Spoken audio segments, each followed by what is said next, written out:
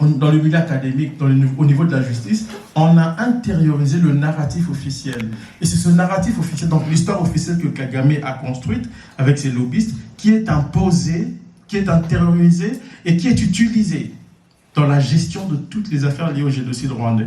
Et c'est la raison pour laquelle vous avez des jugements pour le moment ubuesques. Je vous donne un exemple au Canada, je crois que vous en avez entendu parler.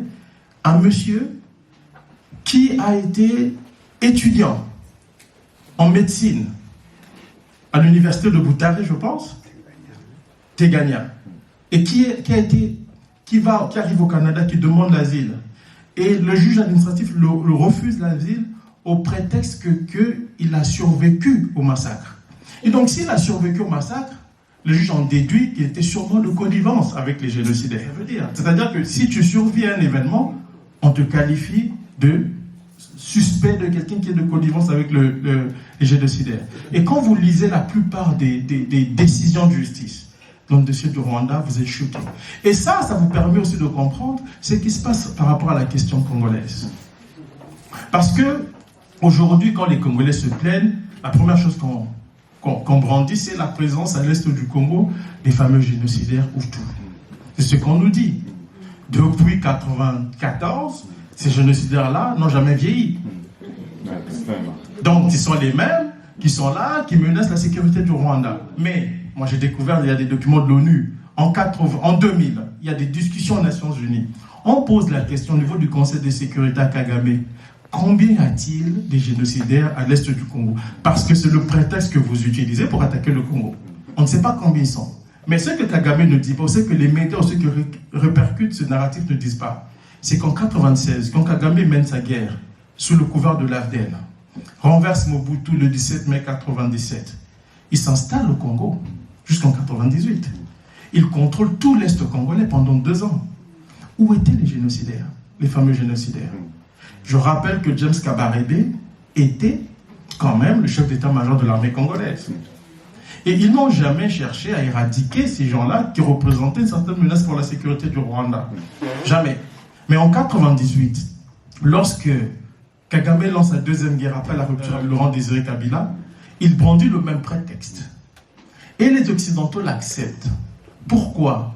Premièrement, parce qu'il y a l'histoire du génocide qui agit comme élément structurant dans la compréhension des événements. Et ça, c'est fondamental, parce que je ne veux pas vous exposer tout le bouquin, j'essaie de survoler la plupart des chapitres. Quand vous allez lire le livre, il y a un chapitre important pour moi, et quand l'histoire des vainqueurs conditionne pas de la justice. Parce qu'une histoire peut avoir un rôle structurant important.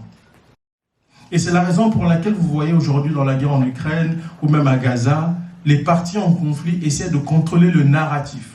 Et le narratif est un élément essentiel de la guerre. Si vous lisez les derniers documents de l'OTAN sur la guerre cognitive, vous comprenez la place qu'occupe une histoire dans la structuration des stratégies politiques et militaires. Et Kagame l'avait compris très très tôt.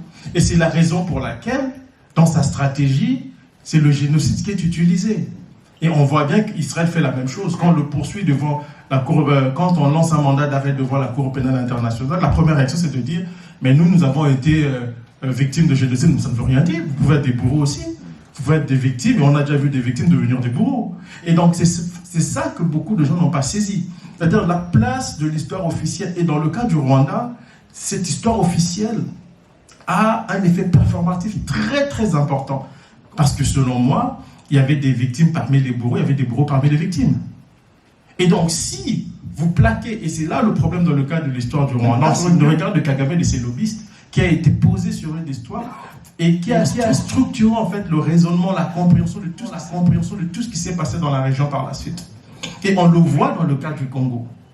Vous savez, quand la deuxième guerre du Congo a commencé, Madeleine Albright, qui était la représentante des États-Unis, qui était secrétaire d'État, mais aussi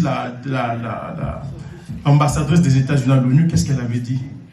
Je tiens aux Tutsis comme à la prunelle de mes yeux. Ils ont fermé les yeux. Mais il n'y avait pas que ça, parce qu'il y avait aussi des intérêts géopolitiques et économiques importants. C'est-à-dire que la guerre du Congo, c'était une guerre africaine sur fond de rivalité occidentale. D'abord en 1996 entre les États-Unis et la France, mais par la suite, c'était la guerre des États-Unis avec le Rwanda qui s'est... En fait, le Kagame s'est incrusté à utiliser la stratégie américaine pour avancer ses propres cartes en RDC. Et ça permet de comprendre en fait tout ce qui se passe et l'indifférence quasi généralisée.